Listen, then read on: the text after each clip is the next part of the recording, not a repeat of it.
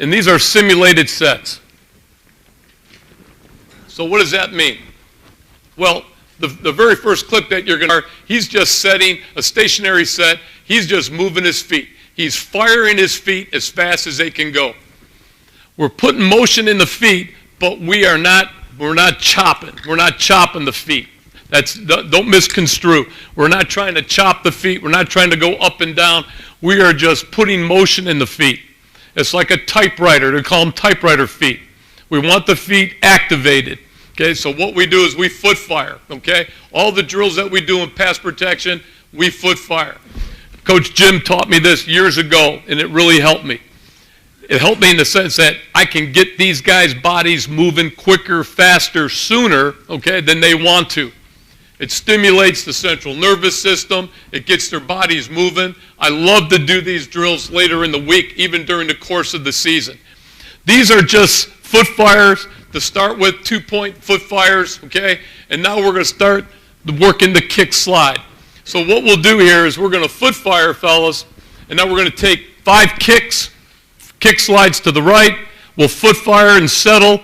We'll come back inside with 5 posts. Then we'll hop back. We'll always incorporate the hop just because the feet are always near the ground, on the ground, and they're always in a position to anchor. So again, here's a good look at it. Here's the foot fire. Here are 5 kicks. They're firing their feet. They're posting them back inside. They're always moving the feet, moving, and then they're finishing with a hop, just like they would in the game. So you're going to have a defender go outside, back inside, okay, then push up the field. We're just trying to simulate that motion and finish with a climb up on the bull rusher. Here's another look at it. Same thing, now just working the hands with it. Now just working independent hands. Here's a foot fire. Hands are moving outside in, square shoulders. I'm working my feet as fast as I can. The feet are skimming the ground. We want to skim the ground with the feet, cut the grass with the feet. We don't want to pick the feet up. We want the feet to move as tight as they can, as fast as they can, and as quick as they can, okay? Now this is a 3-point, okay? This is a 3-point jump set. So again, what you're going to see is the jump. You're going to see the foot fire off the jump, the reaction back inside to the post, the hopping back, and then the lifting up, okay, on the anchor. So again, as fast as you can move your feet, you want to move the feet. How fast can I move? How fast can I jump? How fast can I get my hands on a defender? How fast can I react back inside? We want the feet moving as fast as you can move the feet. Okay, this next set, okay, this just shows you a vertical set. They're just working their hands. They're just firing their feet. They're just getting accustomed to moving back, working just an outside-in jab, outside stab. It's like a jab outside. Okay, we call it a pillar punch, okay, and an inside move coming back, which would be the stab punch. That's all we do. Okay, this next set, okay, same set, same progression, okay, and this is on a bungee cord. And so what we like to do is we put this belt around them. It has a pulley system on it. This is a bungee cord. It's a longer cord with less tension on it. So what we do is we use some props, we use some aids, okay, to assist their speed. So this is the old towing speed deal that we've just taken into pass protection. If you can remember back, for a lot of you guys who coach track, when you're training a sprinter, you're trying to train him with speed. This is just an assistive way of showing you how to build how to build speed in your feet. So we tow a little bit more. So we do the same thing. We're moving the feet. We're taking the kicks. We're foot firing off on the last kick. We're transitioning backside into the post, okay, using mixed hands, taking the hop, and finishing up, all while you're being resisted. I like this because it really allows you to train the player, okay, as you're working. You're not taking anything away from their athleticism, okay? We're not training robots here, but what we are doing is we are working and trying to increase their speed in their footwork. We're trying to get them to move quicker. We're trying to get them to move faster. We're trying to get them to react and redirect in one piece. If we can get one piece redirections, that's the goal. So we don't have to take false steps when you're going outside in or inside out. Okay, so we use a lot of these bungee cords for those purposes, especially with the tackles. These are big men, 330, 340, okay? I've got to get this fella. This is Morgan Moses. Okay, We want to take this fella and we want to work him on a B angle. And we want to work him as square as we can. What we're trying to do is we're trying to pull. We're pull. So what we do is Carbs is sitting down at the other end, and he's not doing nothing but encouraging and getting 79 to toe, to pull, to run, to get this activated. Now the beauty of this is what we found is through the years that you can train a guy on a bungee cord and not only just work the short area sets, but you can take him right down the field with you and make the corrections and make the body adjustments that they need to make. I'll give you, for instance, as he's working his set, his posture may be a little bit too forward. You'll tell him, hey, babe, I want to get more arch in my back. I want to get more arch in my shoulders. You'll see him make the adjustments as you're working the set. So again, I would say to you, let's continue the work. Let's work this aspect of the set. Now when we come back and redirect, get a little posture, move your hands, whatever your emphasis may be. Okay? We try to encourage them through that as we're working the sets. Same thing, going back inside, same system. We're trying to fire the feet, make the redirect, and obviously keep the mixed hands and keep the squareness of the set as well. So we use a lot of bungees, okay? It just allows you to focus on those areas of playing long, playing balance, and obviously, okay, playing fast and quicker. So another thing that will come up as you're working these sets is he's getting towed, he's getting pulled, so there's some resistance in there. So you've really got to be tight in your core. You've really got to have your core engaged. And also, you're fighting this resistance. Okay, it's a lesser tension bungee, but this one obviously allows some tension where he's got to fight the resistance, and he's also got to be in a position to stay a little bit square and obviously have the mixed hands tied into it. Let me just point this out. Okay, here's a jump. It's an outside-in combination, okay? He's redirecting back inside, okay? And he's also got to have the ability to kick back outside. Okay, we're moving on through it, okay? Same thing. Now we're just into one-piece movements, okay? So again, he may just get into a set. He's into his angle set. He's in an angle B set. He's working square shoulders. He's working fast hands, mixed hands. He's getting towed. He's foot firing. Now he's just working the wheel. So we say work the wheel. I have a rusher on my outside. Boom! I've hit him with my outside hand. I've come with my inside hand, whether I'm undering him, hay-belling him, stabbing him. But all of a sudden now that rusher's gone inside. He may have a grip on my inside arm. I'm just working the refit. I'm just working the wheel now as I redirect myself from outside in on this particular move. So I'm going from my post, I'm going from my kick to my post, not only transitioning my feet, but I'm transitioning my hands at the same time. Again, it's a simulated set. It's the same shit that happens in the game. All we're trying to do is mimic that movement, okay, and take all the rigidness out of the set. Try to get them to work in one piece, one movement, with fluid footwork, okay, and do it as fast as they can, okay? So this is just one piece, okay? Now how fast can you move, okay, and redirect? These are one-piece redirects. I'm working down in my post, and now I want to transition back to my kick, okay? I don't want to take any false steps. I want to make this as clean and as pure as possible, okay, with no wasted motion.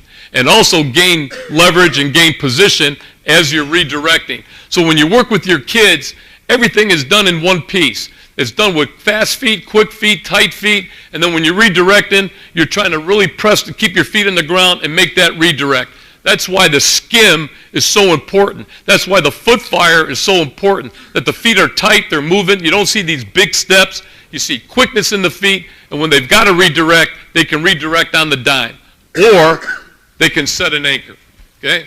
I found it's one of the best ways, okay, to get them moving, okay, is using the bungees.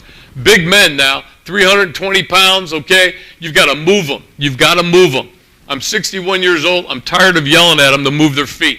So we just use this guy down here, and they'll start moving their feet. Trust me, okay? There's a lot of tension on the court, and when this thing is pulling them, they are pulling them, okay? And then we try to finish with a throw, try to finish with different techniques, finishing long, finishing up with an under. We try to give them, every tool that they will use in a game. This is an instance of a settle set, okay, where the guard is settling off. He may have a one technique or a two-eye technique sitting on his inside edge. His eye progression may be outside. He's holding off for the center. We call that a settle set.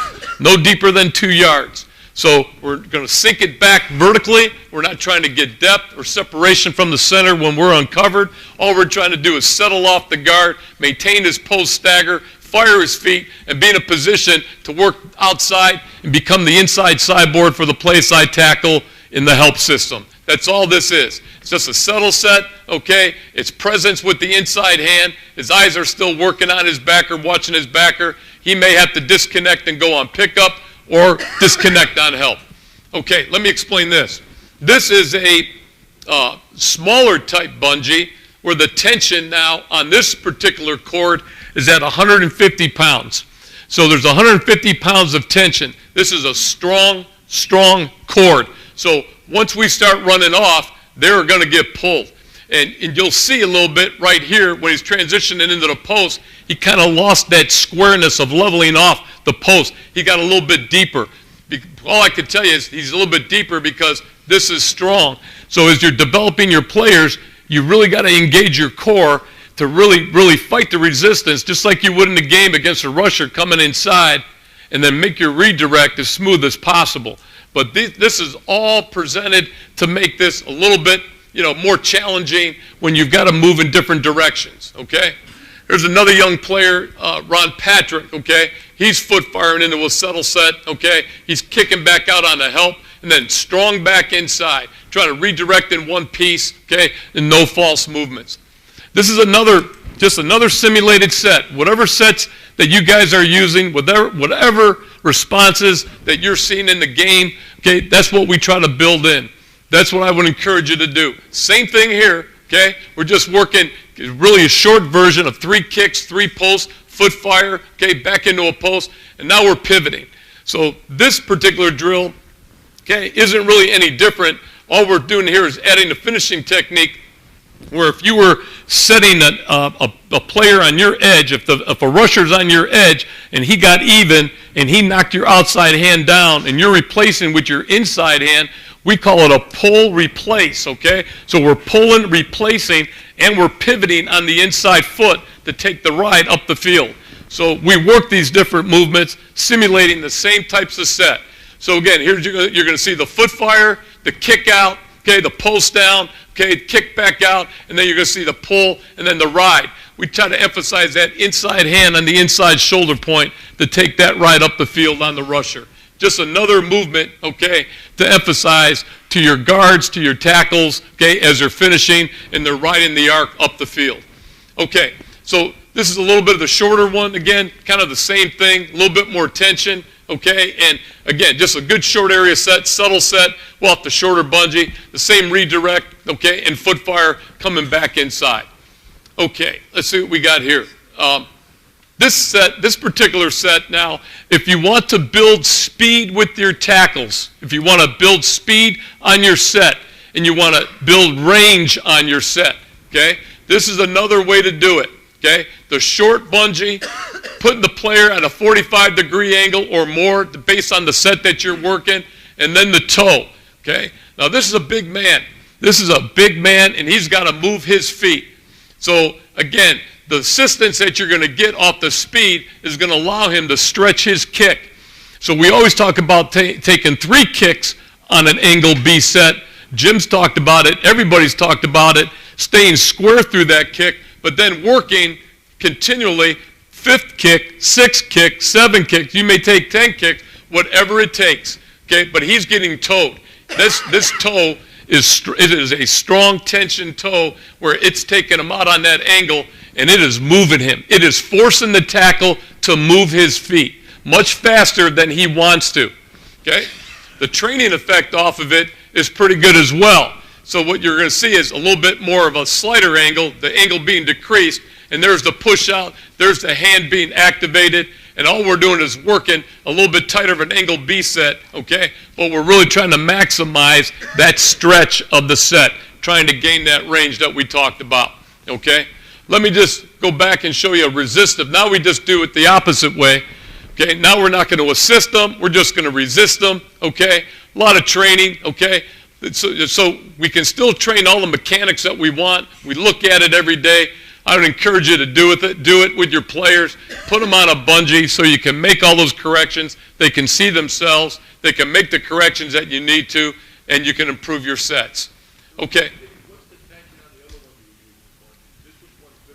Oh, Bob, I don't know, honestly. I don't know, but I would tell you that it's much lighter. I wouldn't say it's way under 100 pounds.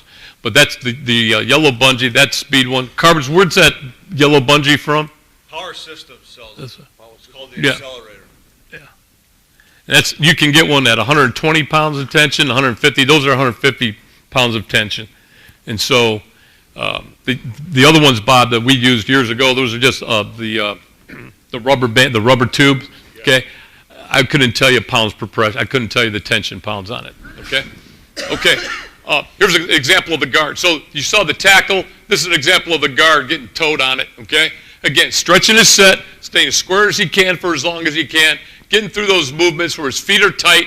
He's working off the insteps, okay? His feet are always in the ground. They're always in the ground. We don't like picking them up. They're always on, near, close, firing as fast as they can, okay? We want to gain a lot of range, okay? We want to build speed in the set, okay? And that's what allows us to build that speed. Okay? Any questions on that? Okay. So, again, there's a lot of resistance here, okay? So the guard's going to get stressed. He's going to have to push through that resistance. And when you're pushing through this, it just allows you not to have to tilt. There's this old term of tilting yourself inside a little bit when you're kicking outside to hold your weight. This is just a good example of the player. You can feel your weight inside as you're getting pulled. You're feeling it, so you don't have to lean or tilt as you're getting pulled, as you're kicking out and you're getting resisted. Okay, you've really got to stretch your kick. That kick has to be exceptionally strong to gain that ground, and you're gaining it grudgingly, but you're gaining it in a strong manner. Okay, what else do I got here? Okay, so. This is just a couple clips just to show you. Okay, we're pulling here, and now we're just going to pivot this guard. Oh shit, he's got to pull. Oh shit, I got to recover on an outside move. How do I do that? How do I pull that outside hand, pivot? Okay, with the inside hand on placement, we get that toe. So you can get an example of how strong that tension is in the short area. It will move your ass. It will move you. It will force you into some movements. And that speed, okay, they get the feel of that speed and what it feels like to go a little bit faster. And then the training effect off of it is to take those cords off and then go back and set those sets again on air. And they can feel the difference, and they can feel the training effect of getting a little bit quicker and a little bit faster on their sets. Okay, so this is Trent Williams, okay, and he was with, Chris Forster was there before I got there, and Chris had him on these ankle bungees. He loved this. He absolutely loved this. And this is something that he does. He likes tying his feet together, and this is just a good example of watching a tackle taking a C-angle set, working, because we do have some verticals that we have to take at times, okay? There are some sets that we have to get a little bit deeper on. And this is one of them where it's practicing, okay, getting a little bit deeper, a little bit quicker, a little bit faster. But the point I want to make to you is when they do something like this, they're working off their inside foot. He's really kind of pivoting, okay, and pushing off the big toe. He wants that toe, the ball of the foot, to be pushing off, and really his outside kick foot or his staggered foot here, it barely gets off the ground. Here's what I want to convey to you. The quickness, okay, of the inside foot really sets the angle and sets the speed of the set. So if you watch the inside foot skim, he is really working quicker, faster. You can see the splash happening, and he's getting as deep as he can, as fast as he can, with limited wasted motion, okay? A la Joe Thomas, okay? Getting back. How fast do you get back? How do I get back? I may use my arms a little bit to thrust back. I may pull my head and shoulders back, but the main point is pushing off that inside foot, pushing off the inside pivot of your knee so that you can get a little bit more momentum back into your set. Get that pivot and that push off, okay, to get that immediate depth, okay, without a wasted motion, without a big kick or a motorcycle kick, okay, which a lot of guys coach. I'm not against it. I just like the feet always being on the ground, near the ground, so if they have to redirect or if they have to set an anchor as fast as they can, they have that ability to do so. Okay? Any questions there? Okay, let's move on. Let's just take a look at this.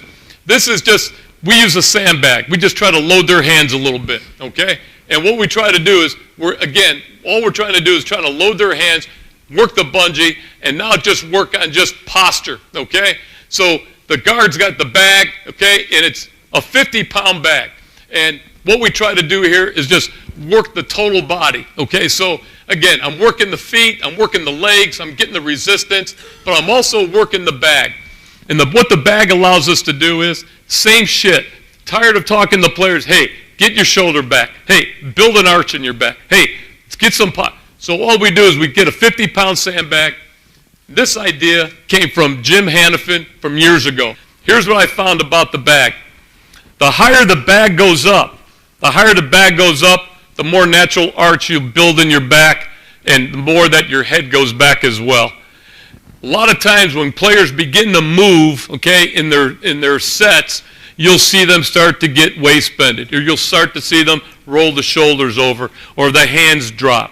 So this is just the way to emphasize getting the hands up, getting them in the on-guard position, okay, working their hands a little bit, keeping the elbows tight, and making all the redirect movements that we just talked about possible. It is a bitch. It is a bitch. It will wear them out, okay? Again, we're not trying to kill them, but they're accustomed to working the bags every day. They'll get out, they'll work them. It's just now, we'll take the bags, and the next progression into it is working the punch off it. So everything, again, is working in one piece movement, one piece snap off, one piece punch. So the left guard here has a 3 technique that may be a little bit wider. He's kicking out to him. We have a TE stunt, or the 3's coming up the field, and we're taking him on. So as we take him on, we want to get to a 3 kick. We want to really plant. We'll make sure our feet are planted, make sure that they're rooted, and then snap the 3 off. Snap them off, all in one piece. Now, after we've snapped them off and gotten long on the snap off, we want to redirect back inside for the loop. So again, we're just trying to construct all these particular sets so they can build in the responses and the reactions, okay, to either an inside move or a snap off to a loop coming inside on a gamer twist. Okay? Is everybody with me on this one? Okay, let's watch the next one.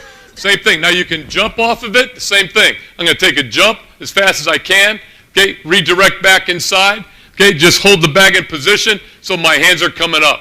I like doing this because it really forces you to bring your head, snap your head back, okay? It puts balance into your set immediately. The hands are loaded. They are loaded, okay? And the feet really got to fire. The feet are firing, the hands are loaded, and you're fighting this resistance, okay, going down the field. So this is some work for about 4 seconds. And there's a finish off. Maybe he's anchored off, and then the tackle has gone inside, and now he's going to finish them a little bit longer, okay, with this type of a throw, okay, 50 pounds, okay? So what I say is if you really want fast hands, okay, you got to have fast feet. So the feet really have to move.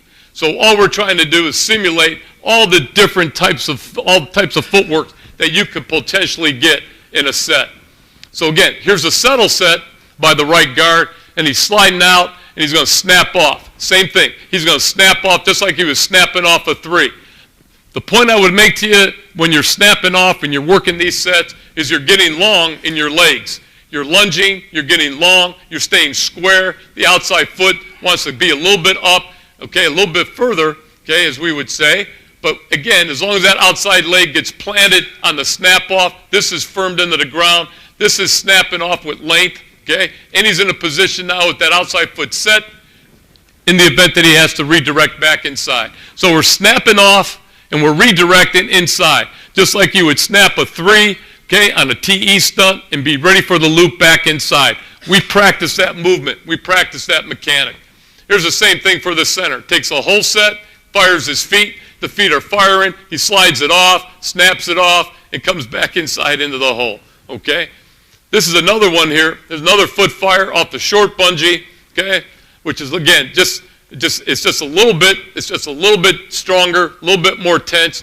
We're foot firing, 3 kicks, snap, launch, and then be in a position to redirect. The only thing I could tell you here, fellas, is that we're trying to snap this off, okay, with as much speed as we can. So when we come inside, we try to launch inside for those loops that occur in the pass in the pass stunt game. Here's the guard firing, posting, snapping down to TT game, getting long, getting rooted, getting long, snapping off, okay, playing long with his hands, okay, staying balanced. So what this does for us, because we cannot work against each other, and then, of course, during the season, we've only got about 8 men on the roster, 8 linemen, so we do these things after practice, just to stay fresh and keep the toolbox sharpened up a little bit, okay? Let's talk about a couple other ways of doing things, okay? This was Tyron Smith in Dallas. Paul Alexander gave me this, okay? Probably he doesn't remember this, but we were talking before a game one time, and he's saying, I'm going to get my tackles, okay, on these poles to keep their shoulders square, okay, to get them to feel squareness. So when we first got Tyron, when I first got to Dallas, he was a right tackle. We flipped him over to the left side. We were just trying to train him how to stay square, how to keep squareness in your set, okay, as you're working your different angles. Same thing, okay? And to your point, Scott, okay, if we're working down the field, you can use a lighter bungee. You can take them all the way down to the end zone if you'd like. Jeremy Parnell, who was a basketball player that came to us, never played the game. Same thing, we trained him. He's a starting tackle in Jacksonville. Same thing, okay? Mean son of a bitch, okay? But this is a guy, he's going to stretch, he's going to keep those shoulders square. But here again, get your shoulders back, get an arch, okay? All right? Just want them to feel what that feels like in their movement skill set so they understand, hey, I know what squareness feels like. I know how to get onto my range and keep my shoulders as square as I can, okay? So we use these sticks. This was a guy we had, Ron Leary. Frank and I had him down in Dallas, okay? He's with Denver now, okay? Again, real square by the guard. We're just trying to work movement, trying to work squareness, okay, so we can maintain that premise, okay, and get them to feel it as well. Okay, what else do I got? Okay, if you want, we have guys who flail, okay? We have guys whose arms flail when they're setting. I think we've all had that. Guys that come out when you're setting or sliding, their elbows start to come away from their body. We still like to keep them tight, keep them in the cylinder, keep them engaged, okay, in line with their hips so they're not outside flailing all over. These guys at times like to put bands on them. This wasn't my idea. This was their idea. They like these bands. They'll put the bands on them so they can keep their elbows in tight, okay, and maximize, obviously, their carriage or their arm carriage, okay, the way they're holding their arms, okay, in pass pro. Let's talk about anchor.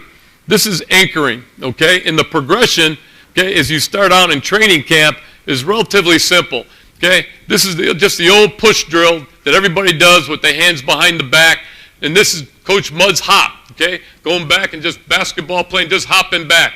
And when we hop back, okay, the same emphasis, we're not trying to get air time with the feet, we're just trying to hop back, okay, get our feet behind us, okay, and lower our center of gravity so we can build that arch, build that buttress and that bridge, okay, to uproot this defender that's rushing us, that's bullying us. So this is just the start, okay, of this progression, all right? And everybody does it. Every line coach in our league, when we go out and work out players, we just begin with this premise. We just take the player, okay, and we put their hands behind their back, and we just want them to get the feel of what that's like, just to hop back and get themselves rooted, okay, into their anchor. Same thing here, okay? Those are examples. A lot of you have seen them through the years. Then we just try to train the legs and the hands at the same time. So we always want to have one hand fitted while one hand is refitting. We never want to refit both hands as we anchor back with 2 feet. We want to make sure we're stable, that we have stability with one hand locked out, that we're connected to as we refit and we hop back on this particular anchor. So here's one hand, boom, there's the next hand. It's a real tight rub. It's a tight rub with those hands, okay, to get back under the shoulder pits, to get back underneath the chest plate, and then obviously to also incorporate the hop. We're trying to build that bridge. We're trying to build the buttress. We're trying to get as tight as we can. We're trying to get this spine. We're trying to get him up and get him out of that, obviously out of that bull charge, okay? So again, trying to prevent a lot of overextension, okay, on the hop, trying to get rooted the best that we can with two hands, okay? Pretty good example there. Okay, now we're going to move on. So we'll use that short tension bungee, okay, just to get the pull, and your players would feel this on air. If you just trained your players how to hop, you get a little bit of tension. You can see the pull right there when he's finished, okay, how it will pull him out, okay? It's a strong cord, but again, he's got to fight that resistance. So when we're talking about body mechanics on this, we're saying, hey, we want the whole foot in the ground. They're slightly toed out. We want to get their knees under their hips, okay? We're just working the feet straight back, okay? Boom. It's just a quick shuffle back, just a skim that comes back and gains ground. Again, the feet don't elevate up in the air on the hop. It's a very quick movement, subtle movement, okay, that we're trying to focus on. And then from the side, you get a good picture of it as well. And here's a good look at how the tension on the anchor can really help you. Okay, so what we try to do is, man, we get as much as we can. We're hopping it back, okay, trying to keep the feet as close to the ground as we can, working for the two-hand lift so we can obviously come under, okay, and get ready to throw or anchor or counter or whatever we have to do. Pretty good look at just teaching a player how to anchor. Now, we had this fella, Brandon Sheriff from Iowa. He came to us from Iowa as a left tackle, moved him to right guard, so his whole skill set, okay, his muscle memory was all out of whack when you move a guy from left to right. We went through the same thing in Dallas with Zach Martin, the same exact thing in terms of flipping a guy over, flipping all their skill sets, but he adapted pretty quickly, pretty damn quick, and has really worked his ass off, okay, to learn how to anchor and do the things that we're doing. Okay, now, this gets a little bit more interesting. We bag them up and do the same hop. Now we just load their hands and try to get them in a position. Oh shit, now they really got to set that anchor and keep the hands up, okay? Now we get, oh, let me take this one back. Okay, this is the next drill we do with it is we'll put a rusher on them, okay, and we work together, and what we'll do on that bag is we'll get the push just like he would normally get in the game. So that bag kind of represents the balance aspect of the anchoring because you get into these funny body positions when you anchor. So all these movements are different. They're different each and every time. So how do you simulate that and how do you practice that? Okay, that's the challenge. And you guys may have way better ideas than we do. So we're open to it. But I would tell you, this is one of the drills that we do to set anchor, and then also, as a defender is working your hands and your arms, staying tight and squeezed at the elbow points and still keeping the extension in the arms as you're getting moved side to side, or you're getting moved straight back, or you're getting moved slightly on a hard shoulder angle. We try to simulate all those types of movement. The next thing is the bag. The fellow Russian is working the bag, and as he works the bag, he keeps it right where it's at. You can work it stationary so they get the initial feel of it. And as you progress, you take that bag and you start moving that bag as you're working your angles, okay? And you keep it within the framework of the body, but now you force a little bit more of an awkwardness and more of a balance control, okay, and a counter control, okay, for the protector as he's working the anchor. But all the time, okay, the feet are moving. They're always going to be in the hop, okay? He's engaged. He's in a clinch. He's working the hop back. He's getting his feet set. The elbows are squeezing. He's trying to break that rusher's momentum, okay? So here we are again in this clinch. And like I mentioned to you, we're going to keep working the back. Now, he's anchoring. He's getting pushed, okay? And he's getting towed somewhat because this is a strong band now, okay? And he's getting pushed to the side. And he's getting side-to-side movement, and the bag is going up and down. So there's a lot of balancing taking place. I would recommend to you when you work this with your players, go slow. Start slow. Okay? These guys know how to work with each other, okay, in terms of not getting their heads involved. The head's back, the shoulders have got a good arch in his back here, okay? He's setting this anchor all on different angles, okay? He's hopping this way. He may have to hop to his right. He may have to hop back inside. But he's working the angles as he's trying to control the bag and the rusher at the same time. So again, a lot of balance that's incorporated into the drill, always trying to get back to relative balance, trying to move the bag up, down, all around, okay? Trying to get a high hand. This is a little bit tougher. Everybody knows that a rusher will get a lineman in a position where his hands get high. He gets his hands up in here, okay? He gets into this position, and then you got to obviously manufacture the refit coming back underneath, okay? I hope I haven't lost anybody, have I? Okay, all right. So these types of drills, okay, we can't do against our D linemen when you get into the season. These are drills that we'll do post-practice. These are drills that we'll do in the off-season just to try to build that anchor system. So again, anything that you can do to manufacture it, okay, bring the bag down, bring it up, keep the separation, all challenging. It is a strain on the player, okay, to execute this technique, but especially the guards, because you're trying to keep the pocket as firm as you can. This is just a method. This is just a way, a suggestion of how to anchor your players, okay? Any questions there? Okay, let's take a look at 61, okay? This is the center.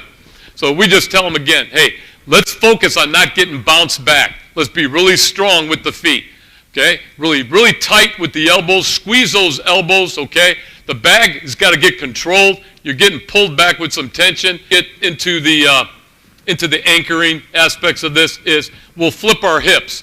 So what we'll do is we'll get into these positions. We'll put them in a bad angle position, and then we'll just flip their hips. You've got to be able to learn how to flip your hips in your anchor, okay, as you're working these different angles. So as you're getting towed and pulled, you're going to get in a position where, oh, shit, I got to get my anchor back down, okay? How do I do that when I'm in a bad position? I got to be able to flip my hips. I got to really flip my inside leg back, get it back into that square balance relative. Let's talk about this. When you're in a clinch, okay, you're vicing up. Okay, learn this from Will Shields. You're viced up, you're squeezing your elbows inside. You may buckle, okay, one of these shoulders, okay, all right, with your elbows. If you can't get it, I'm vicing up, I'm squeezing. I'm vicing, I'm squeezing the elbows in so I can build that bridge with my anchor, with my 2 feet. That's a method, okay, of trying to control a bull rusher. Another way of doing it is, here I'm inside, I've got my hands inside, I'm hopping back, and now I'm just going to take my outside elbow, and all I'm going to do is snap it right on his outside elbow. I'm going to try to snap and buckle, okay? I learned this from Scott. Just trying to buckle, okay, that outside shoulder to break that spine, to break that force, to break that push, okay, that you're potentially getting, okay? So again, just different ways of trying to buckle a guy and learn how to squeeze off or snap off, okay, a bull rusher who may be long-arming you and you can't get your outside hand, your inside hand refitted or re-rubbed back in. You may just buckle, snap, squeeze, and vice his outside shoulder. That's just a buckle, okay? That's all I'm just showing you, just different ways, okay, how to snap down, okay, against a bull rusher that's giving you a lot of forward momentum, okay? Okay, any questions on anchor progression, okay? All right, I had a bunch more clips, but I got a lot of things. I got 700 clips on this goddamn thing. Okay, all right, let's just talk about punching for the last 15 minutes, okay? This is some phase 2 drills, okay, where we start slow and we gradually speed up the power punching, okay? So we really try to train with precision. This is just the old Bertha bag, okay? And all we're trying to do here is stay rooted in our feet, try to get the pillar punch moving, try to get the rotation of the punch going as well. Still working the pillar, okay, where Scott will talk to you about latching and screwing and punching with the tip of the spear. You guys all learned that here at this clinic. Okay, same thing, but now I'm just trying to focus on power punching the guard so they get the feel of what that's like. And we go slow at first, and then we just keep building on it.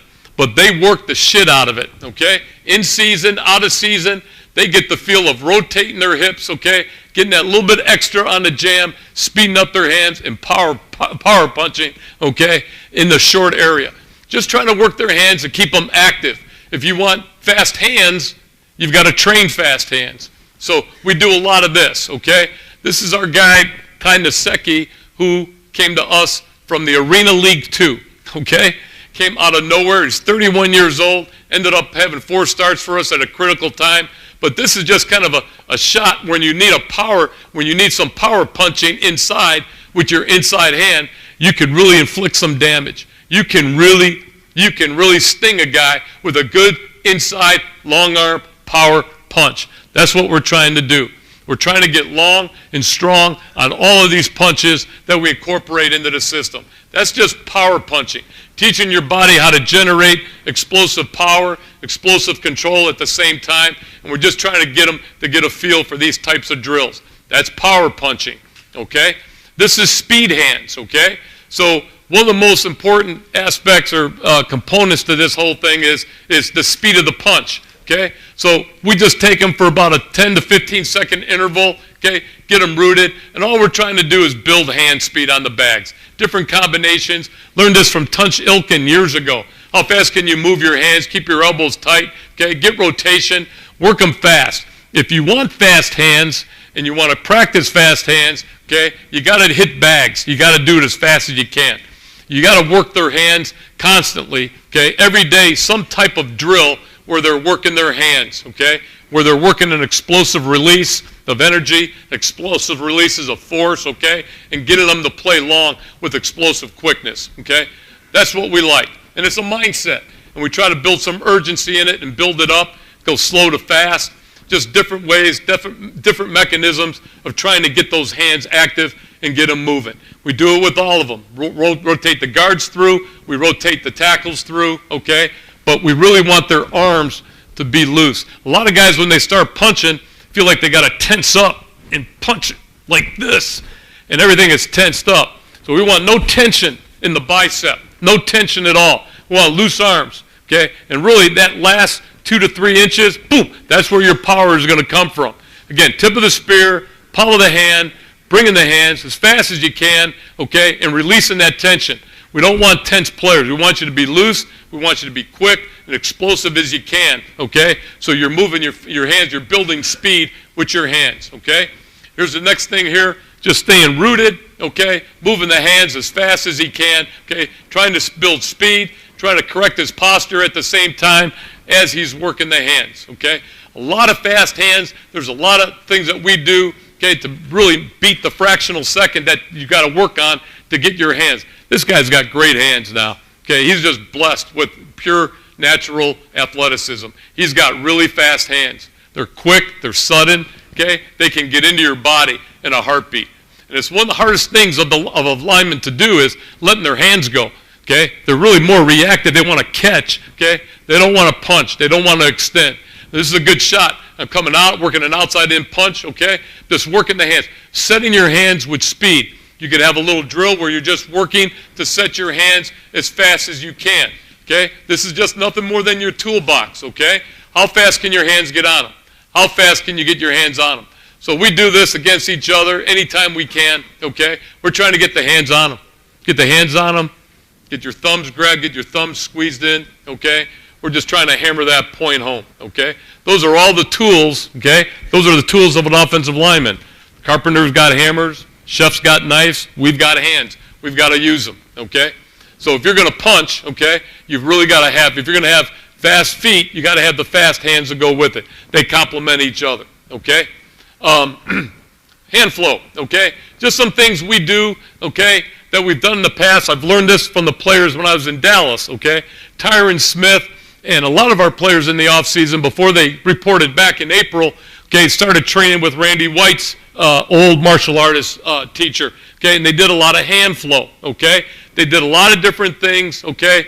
Just the wipe, check, okay? Wipe, check the elbow, and then lock out on the near point, okay? Just a little quick hand flow, okay, to work their outside arm or their inside arm, and they change positions, okay? This is another flow that they did, okay? Just working hands, okay? It's a wipe, it's a check, it's a lockout, and then they cross arms, okay, and they do it on the other side as they're continuing to move back. But if you want to have fast hands, okay, work drills like this, workflow drill. Scott Peters has a ton of them, okay? Any way that you can to build the speed of your hand and the quickness of your hands, okay, just helps you maximize, okay, their hands in a game. Okay, that's what this is all about, okay? And there's a lot, like I said, there's a lot of different ways to work the different flows. We like to work it where they're always working back on an angle, working their normal sets, working their normal movements, getting the feel for the hands, having the game slow down, okay, as they work these different movements, okay? Any questions there? This is a jump set, okay? This is a jump set on the Bertha. As I finish up here, I just want to leave with these couple sets that you can watch. This is just how fast your hands and feet work. This is a forward jump where the guard out of a three-point is firing his feet at the three technique, but he's bringing his hands and feet right now, okay? And they're tight and they're quick.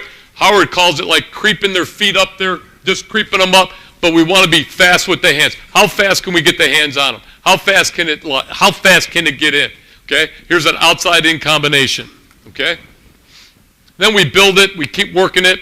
Just, again, this is a tight three, loose three. If we're within striking range, okay, we're on them right now. We want to get on this three. We want to get on this tackle, okay, with as much disruption as we can. We want to create this disruption, try to create disorientation, okay, where you really disturb the rusher, okay, from coming up the field. Now we feed the bag. This is more of a lateral jump, okay, all right, where this is the old Bob McKittrick drill, right, Frank? Okay, where we're just feeding the bag, okay, and timing up the strike distance. Maybe that defender's out a little bit wider, okay, and all we're doing is coming out and working the same combination. The three's out there, we're going to jump him right now. We want to get hands on him as fast as we can, okay? That's closing space, closing distance, okay, and closing that time, okay? Time and space are the enemy, Coach Mudd said a long time ago. So here we go. Here's the right tackle. He's jumping. He's jumping right now. Okay, he's firing his feet, and what we do off the independent punching, off the pillar and the stab, is we launch back inside into a post. So this is, again, another drill where you're not only working your hands and your punch, but you're working the feet and you're working the redirect into the feet as well. Okay, so again, try to reduce the unpredictability, okay, of a rusher by jumping him. Limit him right now, okay, and disrupt his movement, disrupt his rhythm, and get on him as fast as you can. We try to do whenever we can. And if you're going to accentuate a little bit more footwork and foot fire, we back off the bag a little bit just so that he can feel the feet fire as fast as they can to get the outside-in punch, okay, and get the redirect launch off of it. You may even incorporate a little bit of a four-point combination in there, okay, just for contact purposes, just to work his hands a little bit faster, okay? So you can incorporate anything that you'd like into it, okay? We've got this little Bertha here, this little bitch bag here, okay? So we come in here, we'll go ahead and we'll work the jump, okay? And then we come back and we'll work Scott's hay bale, okay? Where we get long with the inside, and that inside hand's coming under, where we're really snapping our hips and trying to get this. This is one area that we're trying to work on a little bit more and trying to get a little bit better on, okay? Good example of it from the side, okay? Outside in, along with the hay bale coming back under, okay? So we really teach them again, you know, not to freeze up, to be really loose, be really quick and fast with the feet and the hands, okay? And then building in those types of responses, okay, where you can take a defender where you want to take them, okay? Okay, so let's take a look at these last things here, and I'll get off the stage here, okay? Let me just find a couple of these in practice. So this is a little bit of a up kick, okay? Okay, where we're getting up on them right now. How fast can we get that hand and close that distance, okay, and get back into our second combination? 73 gets stabbed on his outside shoulder point, okay, and obviously gets the inside arm back into his chest, okay, redirects back inside, okay. We stay connected, and we're going to take a ride, okay.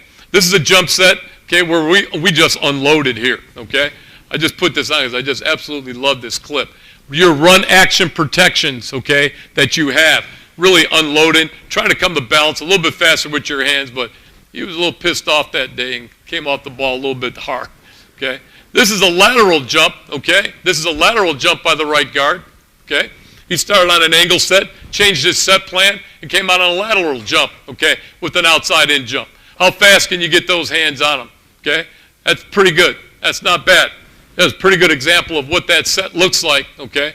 And we film everything, film every drill, every set, 10 different ways that you can, okay, to try to create these angles so the players can see them. We want our guys to see these angles every day that they come out on the field, okay, or into the meeting room. We want them to see their sets. We want them to see their hands, where they're getting placed, where they're getting targeted, okay, and how they're finishing off, okay? This is the left guard, okay? He's using a little bit of a double underset here, okay, with his hands, okay? And then, obviously, he's going to combat the long arm. He's going to trap it with his inside hand, okay? just the way, okay, to get the long arm off you. Okay, a lot of guys ask that question, Coach, how do I get the long arm off me? Keep one in, okay, tight rub, reflex, boom. Okay, take the middle at the perennial nerve and bam, trap it right on down. Okay, here's the next shot, okay, of a late jump here, okay. This is a late jump by the left guard, okay, gets redirected by this tackle coming in, okay, coming back out, coming back to his inside, and he gets a little, feels it, okay. He feels it. He's got a little bit late. He's taking the redirect off that left. He's a little bit late with the left. He's fast with the right, okay? He's kind of mired in here. He's a little bit clinched, and he's got to be ready with that inside hand. Really good awareness. But all I can tell you is, okay, did we coach that? No. Did we tell him to do that? No. All we do is we build that in. We just practice that. So building fast hands, building fast counters, that's all a part of the teaching progression that you guys want to utilize, okay? Last few sets here, okay?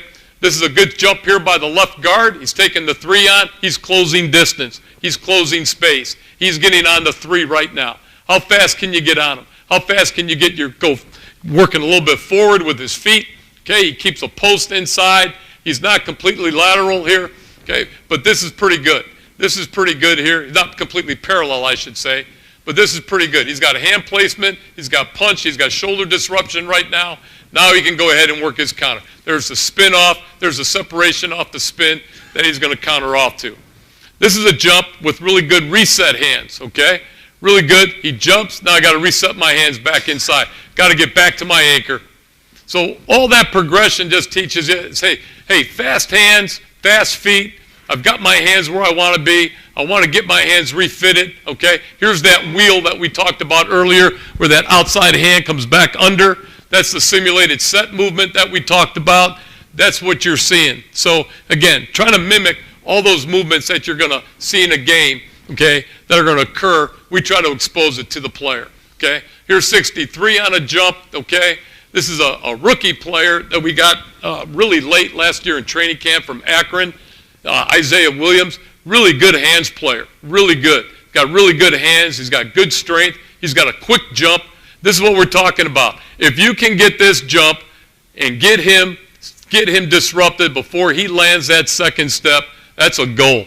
We've disrupted his feet. We put his feet on a tightrope here, okay? And now he's completely off balance. We have a real chance to own this rush right here, okay? Obviously, boom, here's a good set with the hands, and then the ability to refit and clinch, okay, or vice up on the finish, pretty well executed, okay? This is a really good jump set, okay?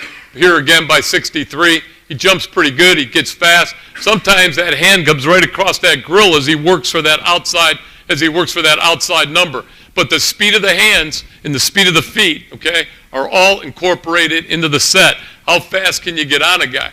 How fast can you close him? How fast can you get your hands? This is constantly preached, teached, coached, emphasized, okay?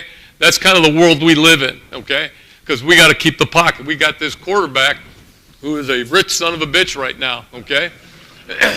Okay, and we got to protect his little ass. So we want to take these guys on as fast as we can. Good example of the outside hand, the inside hand clamp.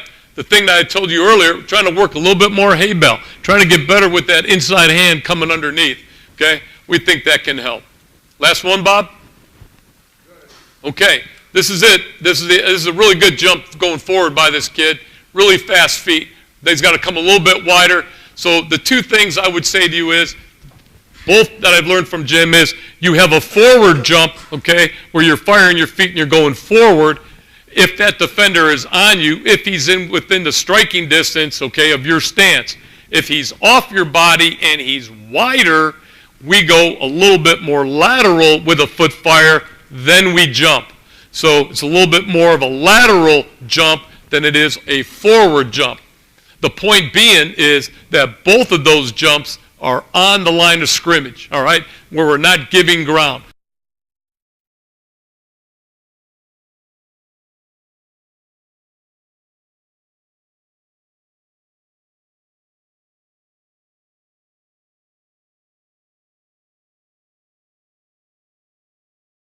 How are you guys doing? Andy Ryland here with USA Football, looking at some more of our Miami Dolphins exclusive OTA footage.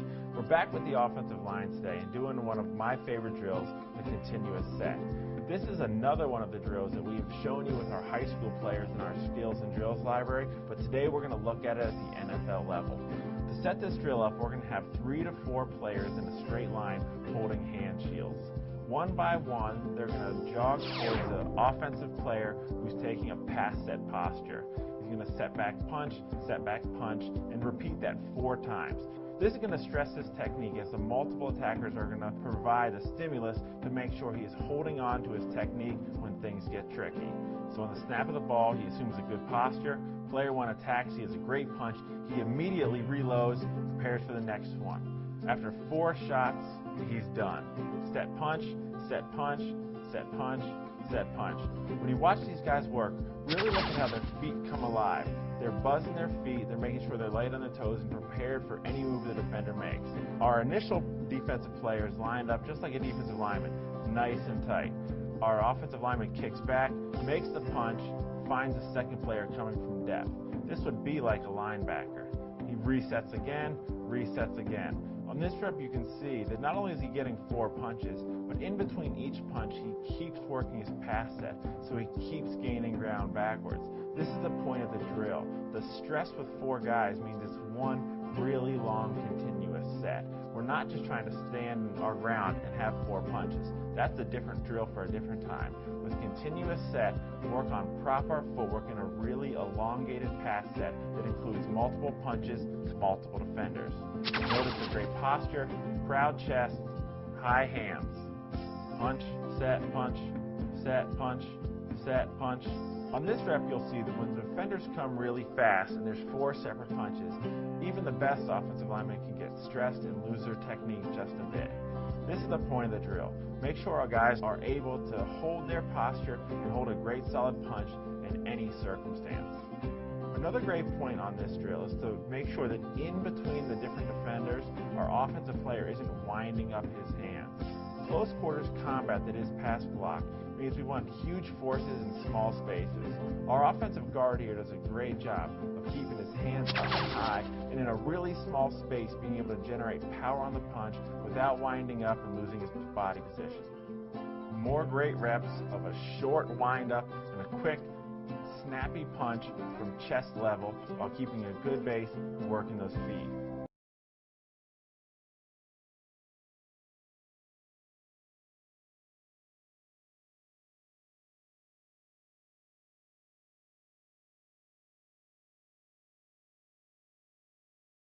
Use the chalkboard over here, and we're going to talk about firing out on a running play.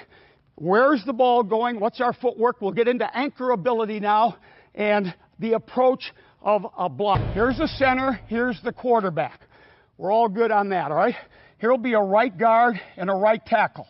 Here'd be a left guard and a left tackle.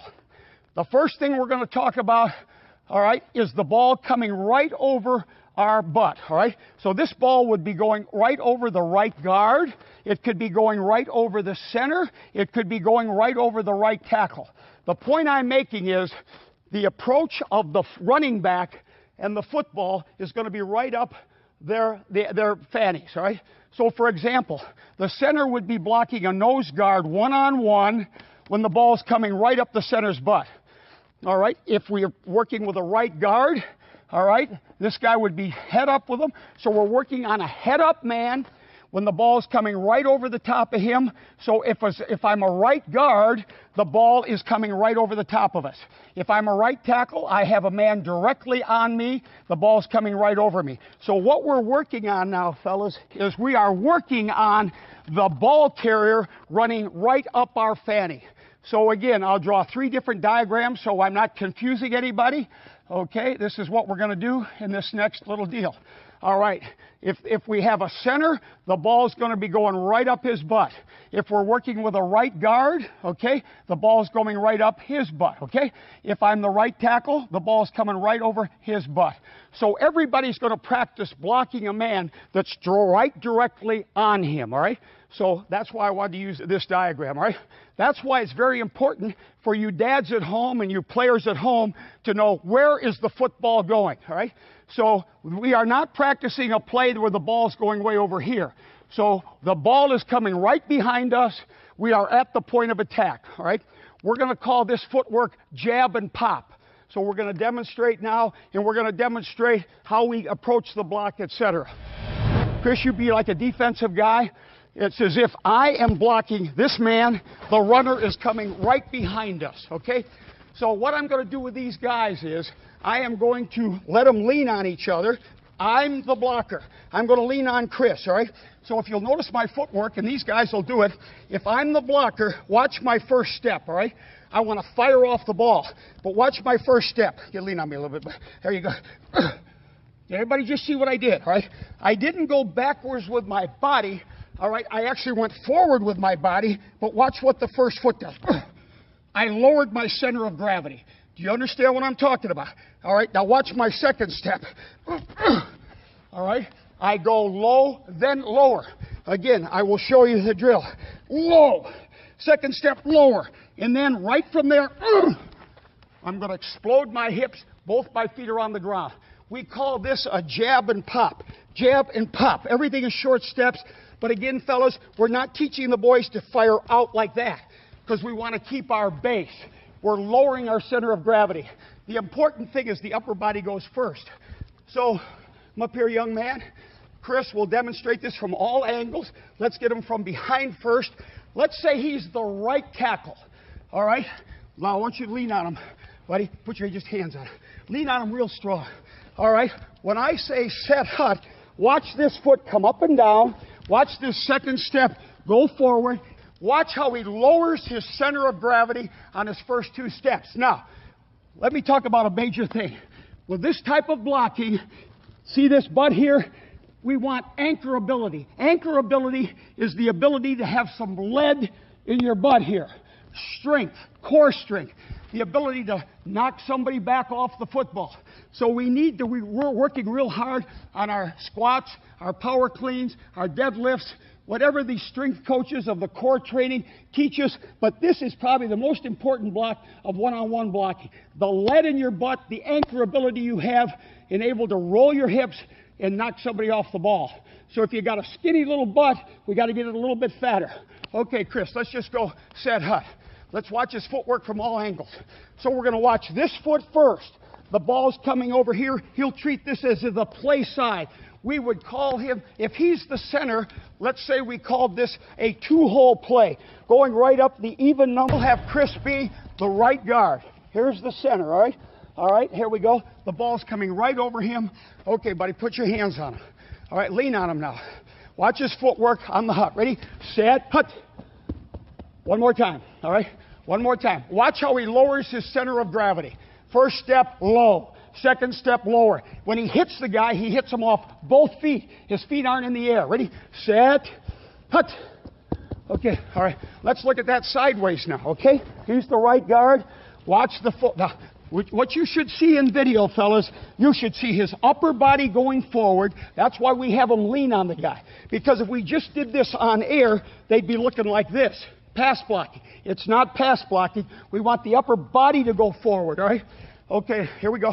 Put him right head on him. That's why we have him lean on the guy. Lean on him. Watch this foot. It's really not going to go anywhere. He just lowers his center of gravity so he can get this foot on the ground. 1, 2, strike and lift. On hut. Ready? Set. Hut. One more time. Here we go. One more time. Make sure you don't step forward, Chris. Just pick it up and put it down. One more time. Here we go. On the hut. Ready? Set. Hut. Okay. Let's do the same thing now. Let's have Sam come up here. Let's have Sam be the left tackle. Here's the football. Sam, you're the left tackle. Chris, why don't you step in at left guard? Okay, why don't you get right on the top of him, all right? So we'll move over. We'll look at him from two different angles. All right, now we're looking at him from behind. So this is the first foot he's going to pick up, all right? The ball carrier, There's the center, all right? The ball carrier is going to run right up Sam's butt right here and make a cut this way. So he's going to go straight ahead to block this man, all right? So this foot should pick up and go right down in place and get the second step on the ground. Okay, fit yourself in, big man. All right, lean on him. Really lean forward, Sam, so you feel like you can go forward, all right? Let's watch that left foot on hut. Ready, set, hut. Okay, attaboy. One more time. Here we go. Left foot first, then right foot. Put the whole foot on the ground, big man. Here we go. Ready, set, hut. That's a baby. That's what I'm talking about. Let's do it from the side. That was excellent, Sam. Let's do it from this side right here. He's the left tackle. You get right over him. Get it left guard, Chris, right here, buddy. All right. Here's the ball. Okay, so we're going to watch Sam block a guy straight ahead. The ball's coming right over him. He'll pick this foot up and put it down. This right here, fellas, that is the staggered foot. That's the foot's behind. What we're doing is opening the hips so I can get the second step down. He needs to go low and lower. Here we go. On hut. Ready? Bend her down, bud. Set. Hut. Attaboy. One more time. One more time. See, that first step really doesn't go forward. If this foot is back deep enough in his stance, he might just pick it up and put it down. If this foot's more up, he may drop it a little bit. One more time, big man. Here we go. On the hut. Ready? Set. Hut. Atta baby. Good, good, good. It's kind of a momentum step, all right? Okay, let's go with you, son. Here. What's more comfortable for you? Right side? Right. Right side. Okay, right tackle or right guard? Guard. Okay, right guard. Come on over here. All right, Chris, if you could be straight on him. Sam, why don't you be the center? Okay, right here. Okay, here we go. Bend down, big man. All right, put your hands on him. There you go. Lean on him, okay? So lean on him real good. So when we take this first step and you pick it up and put it down, don't step forward, pick it up, put it down. I want to see how low you can go when you pick that foot up and put it down. I want to see that second step, come down, and then kind of roll your hips. On the hut. Ready? Set. Hut. There you go. One more time, okay? What he did with the second step, he's a young guy. He's going to get better at it. He went like this, and he dropped that foot back, right? This foot gains a little ground. 1, 2, 1, 2. Here we go. Attaboy. One more time, big man. Here we go. On hut. Fit yourself in. Ready? Set. Hut. Okay, there you go. Okay, good. We've kind of got the idea.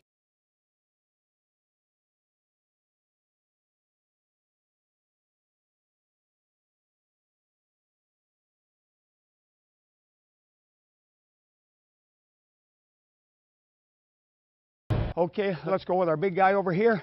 All right, good football position, rolling those meatballs. Here we go, move your feet, buddy. All right, come on, come on. Attaboy, come on, baby. Come on, move, baby. Come on. That's what I'm talking about.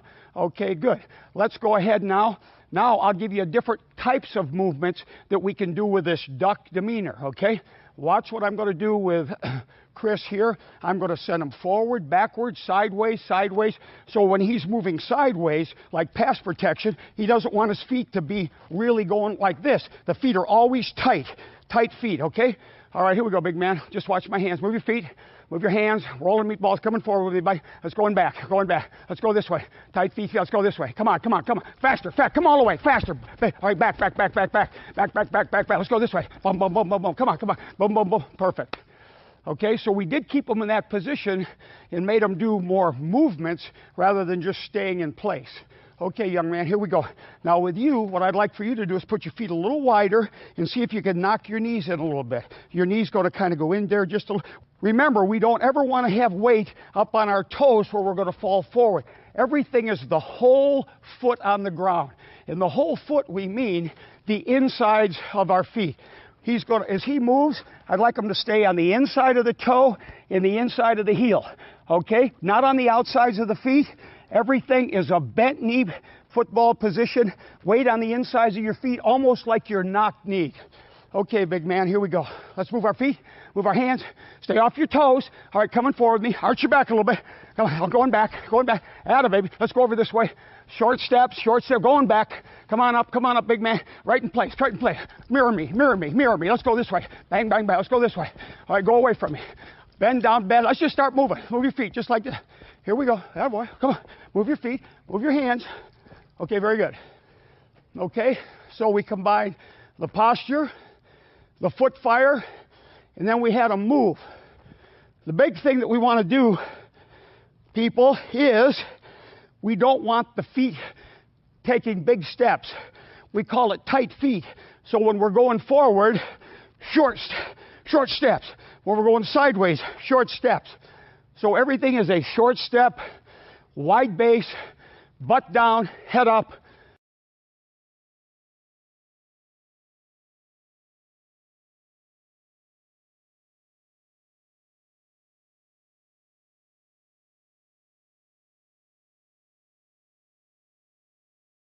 Now, let's talk a little bit about gap plays.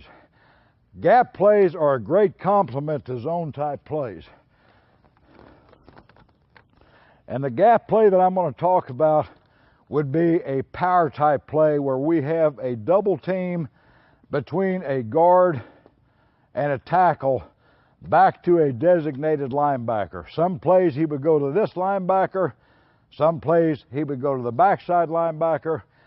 All right? And we might have a guard pulling like a power play. We might not have a guard pulling like a play that a lot of people in the NFL are running right now. Doesn't matter. We're talking about the double team. All right? The techniques that we'll talk about can be used all across the line of scrimmage. Play side guard center, play side guard tackle, play side tackle tight end. All right, here's one of the problems that we've always had on double team blocks. And guys, Dash, come on over here and be a 3 technique. All right, Chris, be a right guard, and Sam, be a right tackle. Right here, Chris, right here. Excuse me, right here, Dash, right here, 3 technique. This is right guard, this is right tackle. One of the problems we've always had on double team blocks, all right, is on deuce type of blocks, on power plays, gap plays, is that this guy comes in and he sets him up. He blocks him here, and now this guy comes in and his right foot, did you see what Sam did right here? His right foot went forward, and now Sam's working this way, and Chris is working this way, and we're not double teaming anybody. We're squeezing against each other. The ideal double team should look like this. Everybody turn around. Everybody turn around and face the other way. The ideal, flop it over, the ideal double team, if you're going to be running the power play, the ideal double team is to get butt to butt. All right? Now, here's an important point. The term high leg. When we have a double team and we have 2 adjacent linemen working together, we want to have high legs. Adjacent, high legs. So in other words, Sam is you stay right where you are, Sam. Sam is the right tackle. Notice that his left leg is high. Chris is the right guard. He is adjacent to Sam, so his right leg should be high. What's the importance of that? All right, number one, it means that we're not going to get split.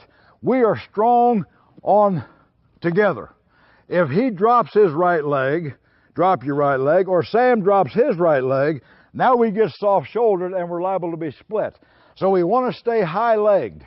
We'll come back to a high leg. And as we drive this guy, we want to advance the stagger.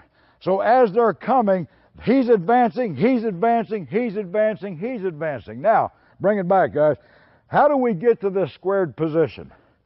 It's really a hard thing to do if you try to take one step down and then try to come up and get square.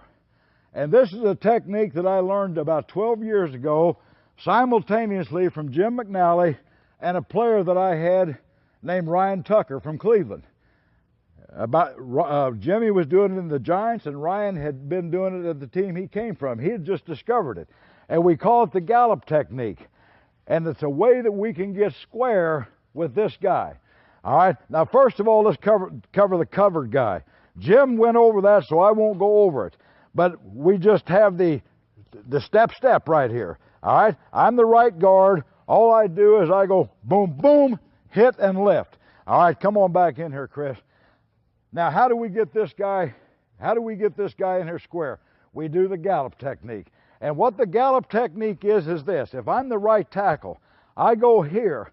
But instead of going here like has always been the problem, we now go Gallup, lateral rather, and here, and then up. All right? Now we've closed the gap, we've got butt to butt, and we're able to keep the legs high together. All right? Chris, Sam, you have not done this hardly. You've done it a little bit. All right? So let's go a gallop and let's go a deuce block. All right. All you're going to do right here, Chris, is you're going to hit and set him up. You're not trying to drive him out. All right. We don't want this guy firing out and driving him out, because if this guy slanted away like a fire zone or something, we'd want Chris to be able to recover and get to the backside. All right. So you use the technique that Jim showed you earlier, where you're just going to go boom, boom. You hit and lift. All right. You jump on in here a little bit. You're not going to drive him, just hit and lift, and now you're going to come in and hit him in the ribs, okay? All right, and what you're going to do right here is you're just kind of going to get right down right here, Dash, all right? Just down right here, okay. Here we go, first sound, hut. There's the gallop, look at the gallop. That's perfect, that's very, very good. Dash, come to right tackle. Dash is an 8th grader who has never, ever done this. In an FBU camp, though, he will. We're teaching all the kids in FBU this technique because it is the technique that people are going to now. All right, here we go. You understand it, Dash? Take your time. Take your time. All right, here we go. Just step at one time on your own. Just step at one time on your own. Go. Go. Boom, boom, and now up. The first step ought to be just a little more lateral, Dash. All right, because I don't want you getting upfield so far that you hit him on the edge. When you come up here, I want you to be butt to butt and right here. So your first step is lateral, okay? First time that he has ever done it, an 8th grader. All right, I find that in these camps, these guys learn this technique better than NFL guys do, right? All right, here we go. First sound. Hut. Not bad, not bad. That's not bad. Now, let's just remember the things Coach McNally taught you earlier. It's all here. It's all here, okay? No long strides. All right, let's flop it over. Chris, you come on in and do this. You're the right guard. You're the right guard, Dash. You're the right guard. You come over here. You're the 3 technique. All right, here we go. First sound. First sound. First sound. First time that Chris has ever done this. First sound. Hut. All right, good. That's perfect, Chris. What you would do right here, Dash, is that you would step away. You would saddle step away from him. Boom, and up with this one right here, okay? One more time, Dash. One more time. One more time. That was perfect, Chris. Perfect.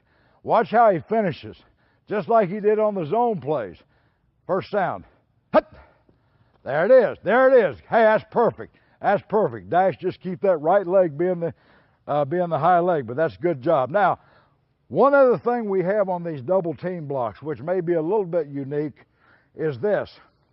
I'm going to switch now, and I'm going to say Dash is a center. And I'm going to say Chris is a right guard. And let me just stand in here and be the nose guard for a minute. All right, let's say that we're running a lead play, and you guys are double teaming Dash back to the backside linebacker. Your technique is going to be exactly the same. Short settle, get that second step up in here, hit me and lift me, and you're going to gallop in a lateral gallop and up. Okay? Same technique. Now, all of a sudden, this guy here is not a shade anymore. He now becomes what we call a 0 technique. He's head up. So if Chris comes down on a lateral gallop, there's nothing to hit. All right? You're working up to that backer, there's nothing to hit. All right? So, what we do here is we change this to a diagonal gallop. And his technique changes. What Dash is going to do here, I'm going to turn my back to the camera just for a second. Dash is now not going to set away from him like he did when he was on the shade. He's now going to just set in place. He's going to snap, widen his base, and just do this. Here's what my right guard is going to do. He's going to come not laterally, but diagonally. Come on in here, Sam. He's going to come diagonally, and he is going to, and this guy, you're 0 techniquing. He's just sitting there. He's been base blocked by the center. You don't know for sure where to go because he's just basing you. And you're sitting there, and all of a sudden, you're going to come with a diagonal step, another one, and you're going to take your shoulders and flipper and hit him in the ribs, and you won't have to even lean that far, and then you're up on the backer, okay? This is a different kind of deuce block here, guys. All right, Dash, you're good on what you're doing here now. You're just going to snap, widen your base, get into him, do the things Coach McNally was showing you, okay? And Sam's not going to know what to do because he's a zero. He's reading you, and you're doing nothing. All right, here we go. First sound. First sound. Hut. Widen the base. Bang. Right in the ribs and go. Okay, and you'll keep the high left leg. All righty? All right, those are two kind of deuce blocks. They can be used all along the line of scrimmage.